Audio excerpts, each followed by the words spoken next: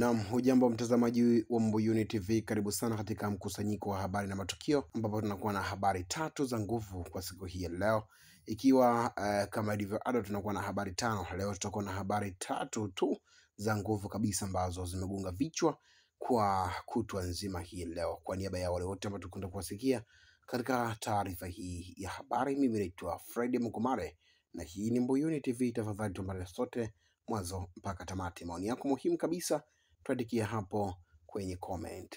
Jeshi la polisi mkoa wa Mbeya limetoa taarifa ya kuhusiana na tukio la kuuawa kwa watuhumiwa watatu waliokuwa wakihusishwa na utekaji na mauaji ya mwanafunzi wa shahada ya sheria katika chuo kikuu cha Mzumbe tawi la Mbeya, Rose Mahande mwenye umri wa miaka 21. Kwa mujibu wa taarifa iliyotolewa na kamanda wa polisi mkoa wa Mbeya, watuhumiwa hao walifariki dunia baada ya kupambana na askari polisi wakati wa operation ya kuwakamata. Imeelezwa kuwa watuhumiwa walijaribu kuwashambulia askari kwa silaha walipokuwa wakijaribu kukamatwa, na ndipo polisi walipochukua hatua ya kujilinda, hali iliyosababisha vifo vyao. Kamanda huyu aliwataja watuhumiwa waliouawa kuwa ni Marwa Nyahega, Edward Kayuni na Webster Mwantebere. Watuhumiwa hao walikuwa wakisakwa kwa tuhuma za kuhusika na tukio la kinyama la utekaji na mauaji ya Shirozi. Tukio hilo lililoibua hisia kali miongoni mwa wanafunzi, familia na jamii kwa ujumla. Jeshi la polisi limeeleza kuwa uchunguzi wa kina bado unaendelea kubaini wahusika wengine walioshirikiana na watuhumiwa hao, na limewahakikishia wananchi kuwa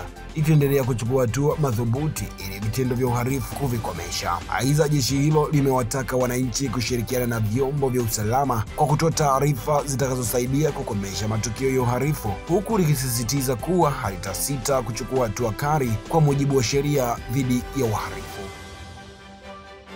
Marekani imeashiria kurefusha mkataba wa AGOA japo kuna wasiwasi barani Afrika kuhusu hatima ya mkataba huo wa kibiashara. Mkataba wa kibiashara wa AGOA unaotoa fursa ya kusaidia ukuaji barani Afrika unafikia tamati leo Jumanne, huku wasiwasi ukiongezeka kuhusu iwapo Marekani itaurefusha. Kumalizika kwa mkataba huo kunahatarisha maelfu ya ajira barani Afrika, ikiwemo nchini Kenya ambako AGOA imeimarisha sekta ya utengenezaji wa vitambaa na mavazi na kuwezesha kushindana na wazalishaji kutoka katika mataifa ya Asia kama Bangladesh na Vietnam. Utawala wa Rais Donald Trump umesema unaunga mkono kurefusha mkataba huo kwa mwaka mmoja tangu kuanzisha kwake mwaka 2000. AGOA imefanikisha maelfu ya bidhaa kutoka mataifa ya Afrika iliyokidhi vigezo kuuzwa katika masoko ya Marekani.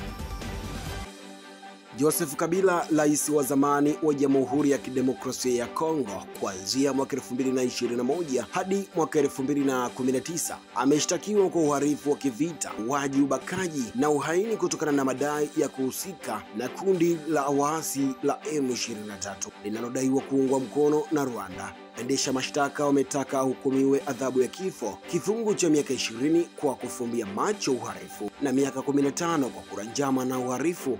Kesi inaendelea na Kabila kuwepo mahakamani na hadi sasa hajulikani alipo. Wafuasi wake wanasema kesi hiyo ni ya kisiasa, wakilalamika kufutiwa kwake kinga Mei 2025. Kabila amekanusha madai ya kushirikiana na waasi.